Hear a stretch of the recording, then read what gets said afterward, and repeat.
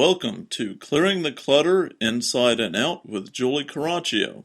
Every Tuesday at 1 p.m., Julie interviews experts on all areas of clutter: physical, mental, emotional, and spiritual.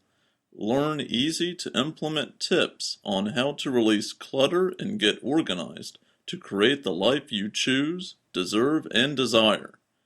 An award-winning professional organizer and coach, Julie also shares suggestions to help you live clutter-free for a more joyful and fulfilling life.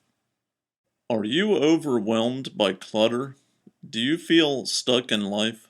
Are you ready to create the life you choose, deserve, and desire? Individual coaching and our unique clutter-free living mastermind support people in becoming free, moving forward, and achieving success. Learn more at reawakenyourbrilliance.com. Hey everyone, no matter if you are a stay-at-home mom, a small business owner, a college student, you're most likely to have email overload. I don't know about you, but at one point I had 4 different emails and thought my head was going to explode. Email is not going away anytime soon, so we are going to give you great tips today to help you declutter your inbox and to not go crazy with email. Emily Parks founded Organized for Success, LLC in 2007 and specializes in productivity and technology for small business for both PC and Mac. She utilizes technology and business organization systems to help clients increase efficiency and output by creating customized plans to incorporate into daily operations. She provides one-on-one and team consulting, customized workshops and trainings, workflow processes, and how to organize your workspace. She's an Evernote Business Certified Consultant as well as an instructor at North Carolina State University's Technology Training Solutions Centers. Welcome, Emily. Hello, Julie, and thank you for having me. Emily is our official, unofficial technology advisor. I have roped her into doing some type of technology podcast with us every quarter. It's good stuff, and I'd encourage you. We have, I think, 3 or 4 others with her. So if technology, it can help you not only in business, but also in your personal life. Well, let's get started today. In your experience, what causes the most email clutter? Julie, subscriptions are a huge cause of clutter when it comes to our email. We sign up for an e-newsletter because we think we'll read every word of it. Then our interests change or the content isn't what we expected, and we're just holding on to them for that someday when we'll want to read or need it and have to reference back to it. And likewise, whenever we order something online, we often opt into the sales offers from that store, which further adds to the onslaught of email messages. Instead, if we simply unsubscribe, we stop wasting the time of repeatedly hitting delete, and we eliminate much of that clutter that's filling up our email account. Well, I have to admit, guilty is charged, unfortunately, and I know that I have some work to do. What are, in your business, have you found the common mistakes that people make when dealing with email? What are we doing wrong? I've found that personal retention folders are one of the trickiest details for dealing with email. It really is an art form to have enough folders so that each message you'll retain has a home, but not so many folders that any one message could be retained in more than one place. The bottom line is this: if you struggle with where to file an email that is to be kept, how will you ever be able to find it later when you really need it? I encourage folks to keep the list of personal retention folders no longer than what can be seen on one screen. However, it varies from person to person. It's important to have a folder in which each message can be kept, but no more than one folder for each type of message that's received. Plus, if we are checking email instead of processing it upon that first reading, we're dealing with the same message over and over again, reading and rereading. Plus, we think about it when we're away from our email, even subconsciously, and it's just not efficient. So I suggest that folks think about Ohio, which means only handle it once. That's a good guiding principle for each message that's received. Outstanding. Now, I took a class with you, and I don't remember which one, but I had an aha moment because you suggested that we look at email differently. Can you share with us what that is? Oh, yes. Typically, when handling email, we do what we all say is check our messages, which means we pick up a mobile device while we're on the go, we glance through our newly received messages, and we respond to those that we deem most urgent. Unfortunately, this means those other messages remain in our inbox until the next time we, quote, check our email, which means we have to reread each of them and start over from scratch on the process of thinking through a response. How are we going to deal with that email? We're repeating actions over and over again. Plus, leaving those messages that we've read but have yet to answer in our inbox just adds to our clutter. It makes it harder to weed through the messages that we have to determine what needs a response and what needs an immediate response. Instead, I partner with professionals to process email instead of just checking it. The email inbox then becomes a processing zone instead of a holding zone, and less time is wasted. Normally, we receive just 4 different types of email messages, and each can be processed in a specific way. First, we have tasks. Tasks that take less than 5 minutes should be done when the message is first received. It's going to take longer to reread the email, get our thought processes reoriented, than just to get it done. So follow Nike's principle and just do it. Otherwise, if it's something that takes longer than 5 minutes to do, I encourage you to add it to a running to-do list and remove it from your inbox. That way, it gets scheduled with a win, and it's no longer adding to that inbox clutter. If you're using Outlook, you can turn the email into a task right there in your email management tool. However, for other email management tools, you just partner with a task manager, and you can move forward seamlessly. Second, we have appointment requests. These are either people that want to schedule time with you or inviting you to a meeting. They should be moved to your calendar as quickly as possible. Third, we have reference emails. Those are ones that you need to read, but can be immediately moved into the appropriate personal folder after you've read them. And fourth, we have trash. Keep in mind, trash is different than junk, but it's pretty self-explanatory that once you've read your trash emails, they can be moved into your trash bin. Okay, well, I need a little help on that because I'm sometimes guilty of not trashing emails when I should. What are some guidelines to know when to trash an email? As we process newly received emails, it's important to have guidelines in mind about what we should keep, what we should not keep, and how to act moving forward.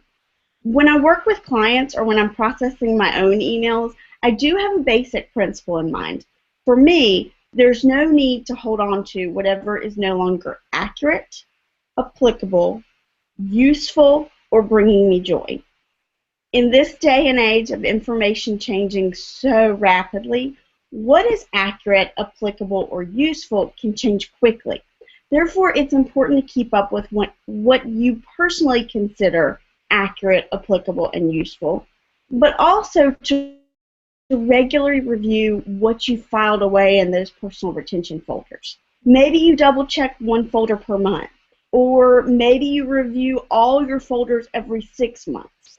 Whatever schedule works for you is best, but it's certainly an ongoing effort to keep emails edited. Additionally, when you're thinking about what to save or delete, consider what can be easily located online later. We live in an information age. Therefore, if a simple online search can easily recover the most up-to-date version of that specific information, there is no need to fill up your email database with that content. And last but certainly not least, keep in mind what is trash or junk from the get-go.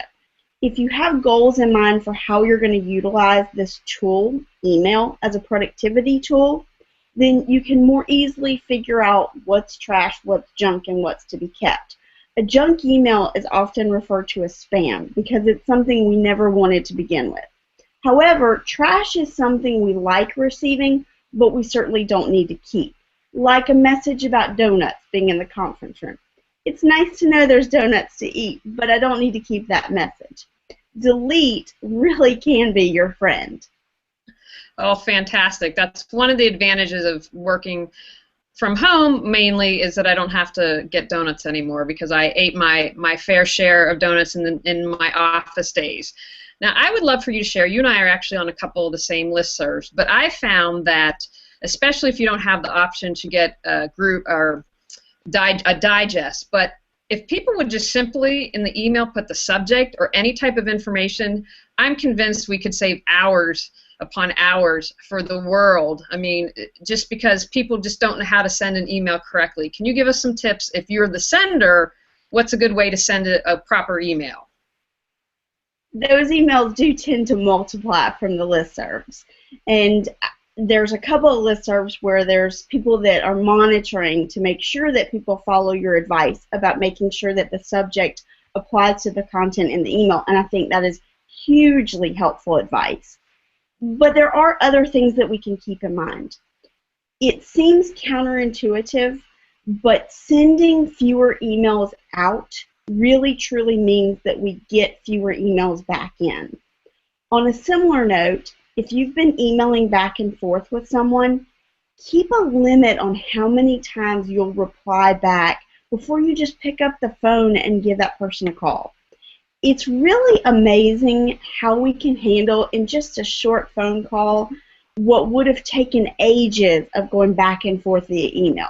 Now, there is certainly value in having a written record of an email conversation, but it's very easy when you finish your phone call to document it with a follow-up email. That way you save the time of emailing back and forth, but you still have that written record. In addition, please be sure to use reply all sparingly. While all the recipients might have needed the original message, it's important to reevaluate each recipient on subsequent follow-up emails. Those folks that are getting that email might not appreciate having their inboxes flooded with all of the follow-up emails that are just not related to them. So be aware of the recipients when you're doing reply all and use it sparingly. Excellent, and that is one thing I can pat. I'm guilty a couple of areas here, but I am very good about the reply all button. Now, I wanted to ask you, are there any apps or programs you recommend for reducing email clutter? Oh, Julie, I'm so glad that you asked about that. Yes, there are tons of excellent tech tools that will assist people in reducing email clutter. For folks that are using Gmail, AOL, Yahoo, or iCloud email addresses, there's this great tool called Unroll.me. It allows you to cull together all your email subscriptions. You just go to Unroll.me, enter your email address, it goes out into cyberspace and deciphers exactly everything that you are subscribed to receive. There's not a login, password, all those things. Then you receive all your subscriptions at once in a daily roll-up or bundle instead of individually throughout the whole day. You can choose to keep receiving certain emails when you want to receive those emails, and you can also quickly unsubscribe directly from the Unroll.me website. But I like the fact that I control when I receive those emails instead of the person sending them to me controlling when I receive the emails. Another powerful tool for those that use Gmail is Boomerang. It's free and lets users take control of when they send and receive email messages. Just like you send a boomerang out and it comes back to you, you can send an email out and have it come back to you when it's most appropriate to receive that message. Mailbox is a free solution from Dropbox that helps people on Android devices, iPhones, iPads, and Macs to better process their emails. It uses rules to automate email processing, lets users swipe to archive or trash a message, and really helps users return emails to their inboxes on designated dates. So you are controlling your email rather than your email controlling you. Likewise, SaneBox has subscription services from just $7 a month that allow users to unsubscribe in one click, It offers response tracking for messages that you've sent. It lets users snooze non-urgent emails, and it really learns how to prioritize emails based off of how each individual uses the tool and processes their own email.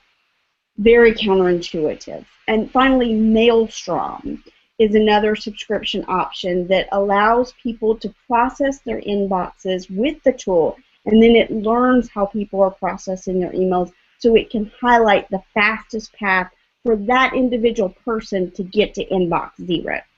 Each of these is really powerful, and it's incredible what extra stress and strain is alleviated when we sort of automate that email processing system. It does. It makes a huge difference. Now, do you have any advice? You know, I have a personal email as well as my business email, and I know I'm not the only person out there. So what advice do you have for those of us that have multiple email accounts? Absolutely. I really like having different email accounts for different purposes. However, when folks do that, I do recommend that you use the same tools for processing all your accounts, whether it's on your phone, your tablet, your laptop, or your desktop computer. For example, if you have one email coming into Outlook on your laptop, make sure that each of your email accounts has an inbox within that same Outlook tool. Likewise, if you have them coming into a mail tool on your mobile device, then it should be all emails coming into there. You can choose whether to process them all in a shared inbox or each email account's individual inbox, but you have them all in one place, whether at your desk or on the go, and you don't have to log into multiple places to process your emails. We don't realize how those seconds add up of, oh, I'm going into this tool for this email, then I'm logging into this website for this email, and I can check this on my phone, but I can check this on my laptop. One thing to keep in mind also as people are on the go is the difference between an IMAP account and a POP account. If you go into your account settings and check for your incoming mail server, you may notice the letters IMAP or POP. If it says POP and you're checking on multiple different devices, you're having to delete or move to folders on each individual device. But if you contact your email service and say, I want to make sure that it's an IMAP or has the IMAP on your server information, then when you change the email on one device, it will automatically do it for all your devices. That's especially helpful for people that are using more than one email address. Oh, excellent. I always saw that but had no clue what it meant. So I love it when I learn something. I'm happy to help. Yeah, absolutely. What's been your biggest challenge with email clutter, and how did you overcome it? Sometimes it's very challenging for me to not use my email inbox as a to-do list.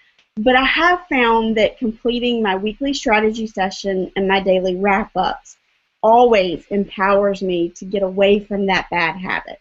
I'm able to streamline my tasks into a running to-do list from which I can pull each day's must-do items.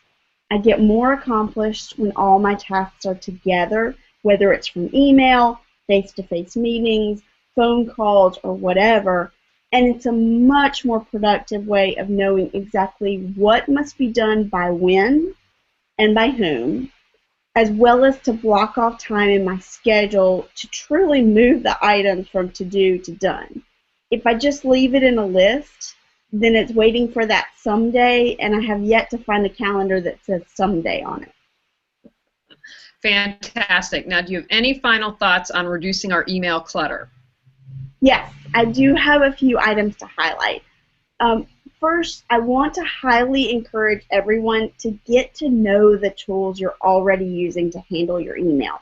Chances are really good that your current tools do much more than you are aware to empower your better managing email. For example, if you're using Outlook 2010 or later, you have this really cool feature of clear conversations that will allow you to remove duplicates of the same conversation. You can keep only the most recent in a back and forth exchange, all with the click of a button and removing quite a bit of clutter. If you're using Mac Mail, You have the feature of Send Again that allows you to send the same message to a new recipient without it looking forwarded or copying and pasting or any of those actions. That removes the need to keep templates or excess drafts or anything that would clutter up your email account. And many different email managers offer the feature of rules. So you're able to set up which messages need to bypass your inbox completely and go directly to specified retention folders. This can be great for drawing your attention to urgent emails from specific senders, or for those e-newsletters that you didn't put into unroll.me but you want to go to an e-newsletter folder or things like that. Plus, you can often set up a retention schedule right in your email tool settings, like when to empty your trash can after a specified amount of time, or to remove archives after a set time frame. Very, very helpful. So investigate what you're already using to make sure you're getting the best out of it. Second, when you're talking about managing email, we often think of messages as the only form of clutter. However, I'd like to propose that those pings and dings and all the different notifications that are associated with our email management tools can add to our overwhelm and be considered a form of clutter too. Research shows that it can take anywhere from 3 to 8 minutes for us to refocus after each distraction. I want you to think about each one of those pings, dings, notifications as being a different distraction, and think about how many extra minutes add up during the day of wasted time when you're refocusing after that distraction. So I encourage you, turn off any notifications related to new messages received. It could be the sounds, it could be that number that appears beside the icon of your email management tool, or it could be the pop-up previews that you see for incoming emails in the corner of your screen. Those notifications are a distraction and they're adding to the clutter in your life. Finally, keep in mind that we establish what others' expectations are. If we don't set the expectation, folks will fill that in with what makes sense to them, not necessarily always what we want that expectation to be. However, if we always reply immediately to new messages, then others come to expect that. If we set time frames during which we process new emails, folks come to expect that they'll hear from us within that time frame. If you get a message from a VIP, you can set up unique notifications for only those VIP's emails and then send them a quick note about when to expect a reply. But lower your stress, get more done, and be more efficient by setting others' expectations with specific times or time frames for processing your emails. If they know if they know that they're going to hear from you within 24 hours or every 4 hours or every 12 hours or whatever, then they're not as worried about, well, did she get it? How long do I have to wait? Things like that. Set others' expectations and you won't have that grief or worry. Yeah, I learned that the other day. Someone brought something from my store, and literally a minute later it was like, where is it? And so I said, well, I have different products, so it's not automated. But it was a great lesson for me because I now have something that says, please note, this isn't an automated service. It'll be 24 to 48 hours before you receive it. But then, that was a couple cluttered inbox emails from them wanting to know where it is. And I love the audio clutter about all the dings and pings. I think that's an excellent tip, so I'm super excited you mentioned that. Now, do you want to share one last tip for people to support them in releasing clutter anywhere in their life? Julie, I believe that the criteria for what emails to keep or delete can be applicable to many areas of our lives. It could be paper or electronic files, physical items, or even how we allocate our time. There's no need to hold on to whatever is no longer accurate, applicable, useful, or bringing us joy. Keeping that mantra in mind for all aspects of our lives can be quite powerful and empowering. Outstanding. Okay, so tell people, where can they find out information about you, any good stuff that you've got going on you'd like to share? Absolutely.